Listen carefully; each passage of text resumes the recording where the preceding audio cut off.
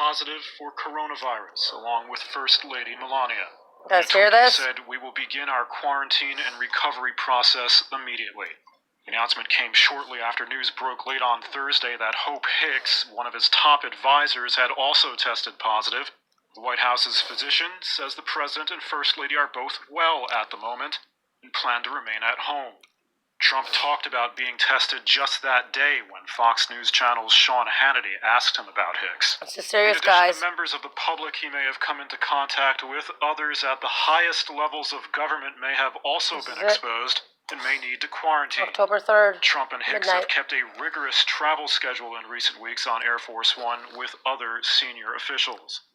The news of his condition is also likely to refocus campaign attention on the pandemic. Wow. He issued a new schedule for Trump's activities on Friday that did not include a planned trip to Florida. Trump is tested often for coronavirus, but he and his staff regularly refrain from wearing masks and have been holding rallies with thousands of people, despite warnings from public health professionals against having events with large crowds. He regularly criticizes those who do wear masks, including Democratic presidential candidate Joe Biden. We met for the presidential debate just on Tuesday. The president, who for months downplayed the severity of the virus, has come under sharp criticism for his response to the pandemic, which is... I'm going to pause this. God talked to me through phones. Google to me. It's God. My phone just been going off like crazy, but this just up. 5 minutes long, 5 minutes, 22 seconds. 2 and 2 to me is look, watch. Like 2 O's, look, watch. 5, number of grace, but we're in that hour. You add those numbers. You get 9. Now,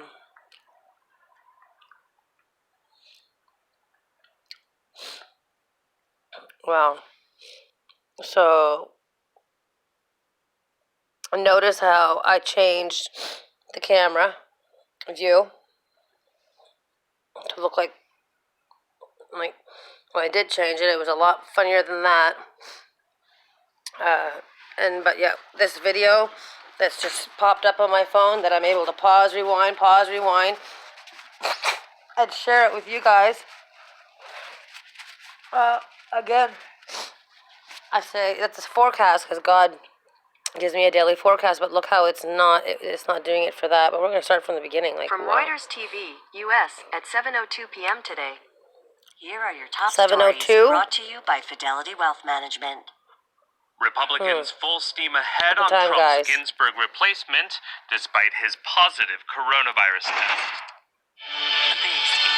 I heard a gunshot there in that video. Yeah. U.S. President Donald Trump has tested positive for coronavirus, along with First Lady Melania. In a tweet, he said, "We will begin our quarantine and recovery process immediately." The announcement came shortly after news broke late on Thursday that Hope Hicks, one of his top advisors, had also tested positive. The White House's physician says the President and First Lady are both well at the moment and plan to remain at home. See how my Trump phone's talked fine about now? being tested just that day when Fox News Channel's Sean Hannity asked him about Hicks. In addition to members of the public he may have come into contact with, others at the highest levels of government may have also been exposed and may need to quarantine. Trump and Hicks have kept a rigorous travel schedule in recent weeks on Air Force One with other senior officials. 10 and 30. The news of his condition is also likely to refocus campaign attention on the pandemic.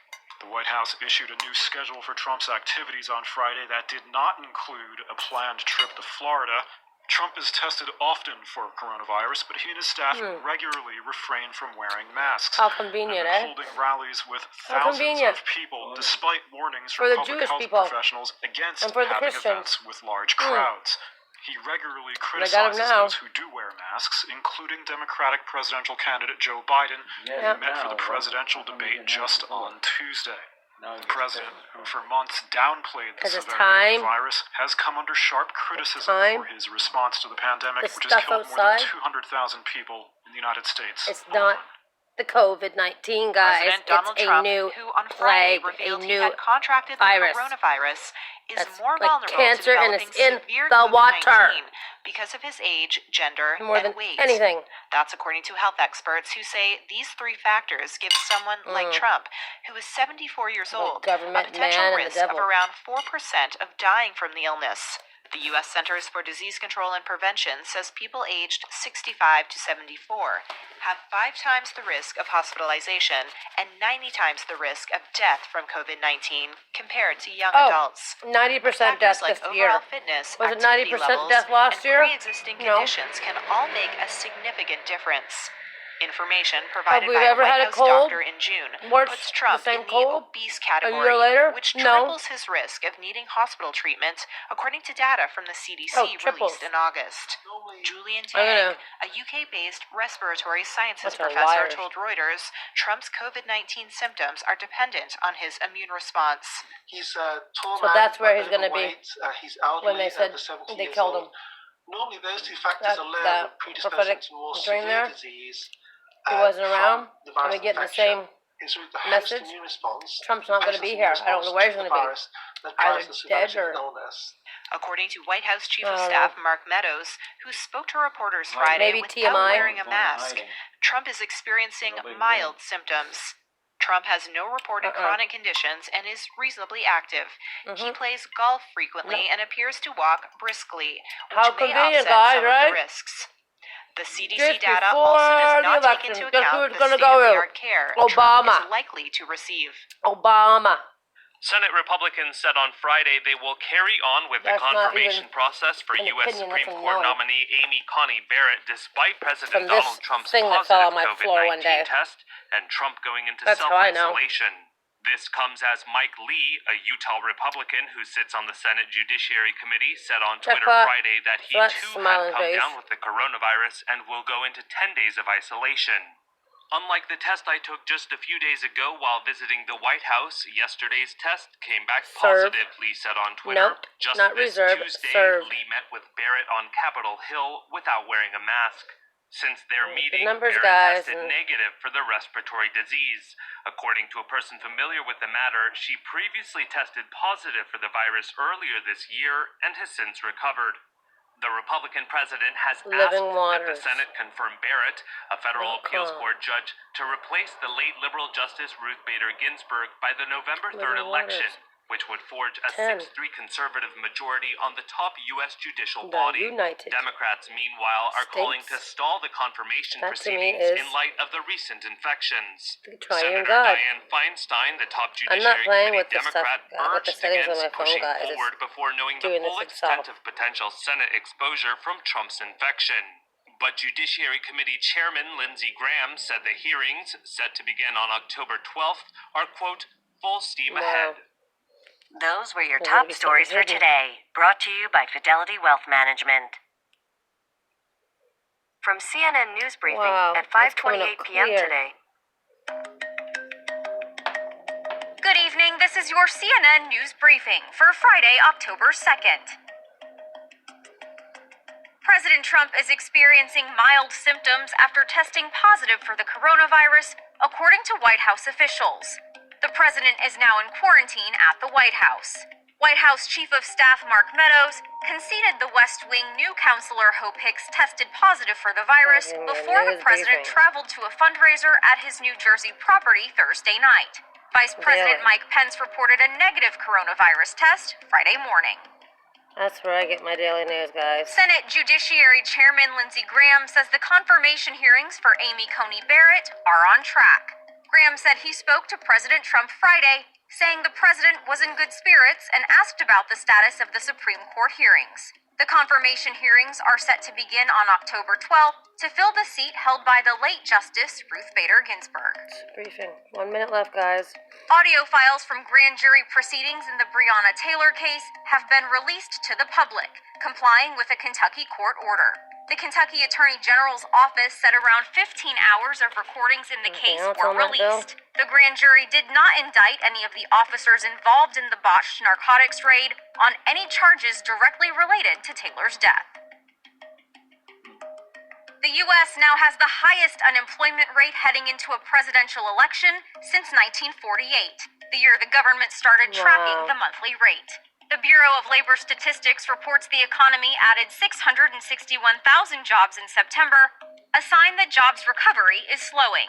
The unemployment rate stands at 7.9%. Look at the bill, guys. It's doing something.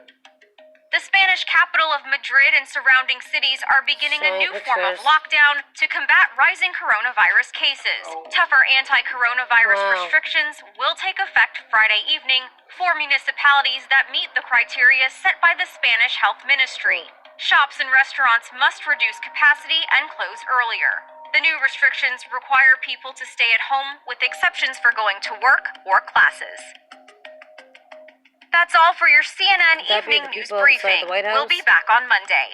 For more on these stories and the latest headlines over the weekend, visit CNN.com.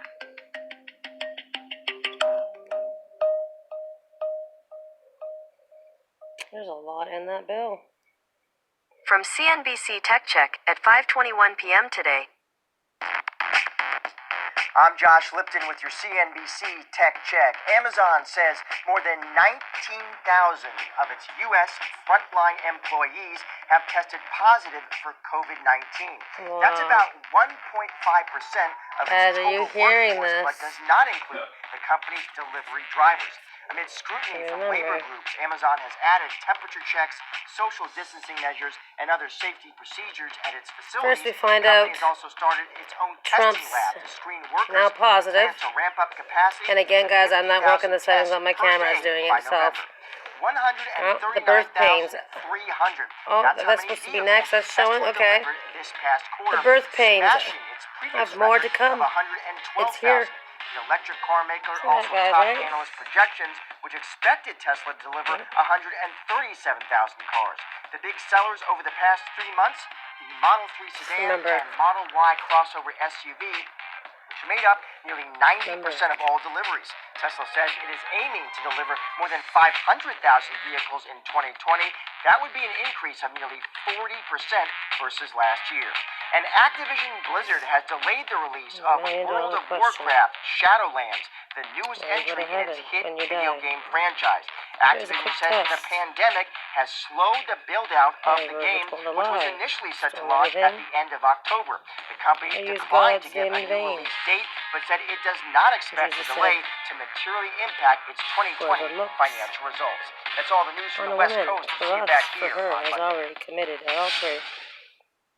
From Bloomberg First Word at 7:47 a.m. today. More on that stunning tweet from President Trump early today. He tweeted that he and his wife Melania have tested positive for the coronavirus. That happened not long after a close aide, Hope Hicks, fell ill with the disease. White House physician Scott Conley says the president and his wife plan to remain at the White House, quote, during their convalescence.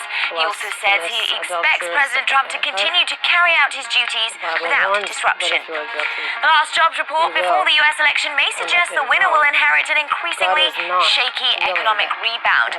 According to the median projection of analysts, employers probably added 875,000 jobs in September. That's down from almost 1.4 million in August. We'll get the jobs report at 8:30 a.m. New York time.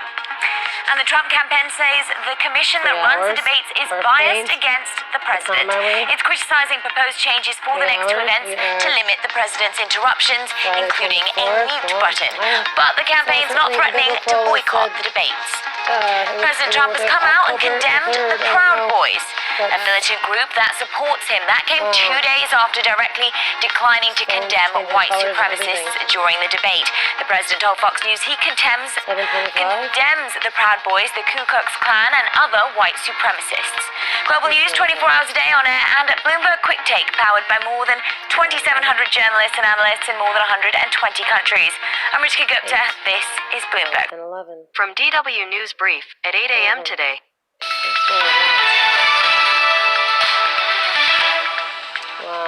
This is DW News, and these are our top stories. U.S. President Donald Trump and his wife Melania Trump have tested positive for COVID-19.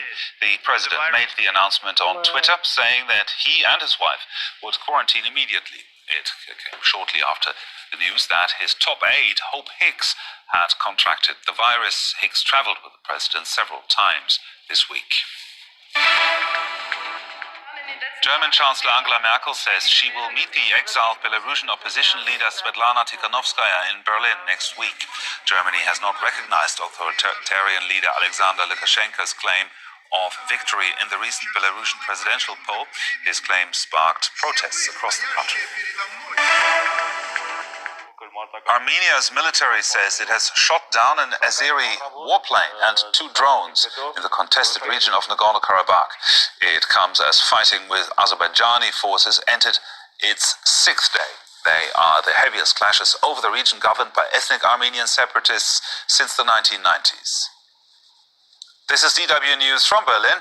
Follow us on Twitter and Instagram at DW News and do visit our website dw.com.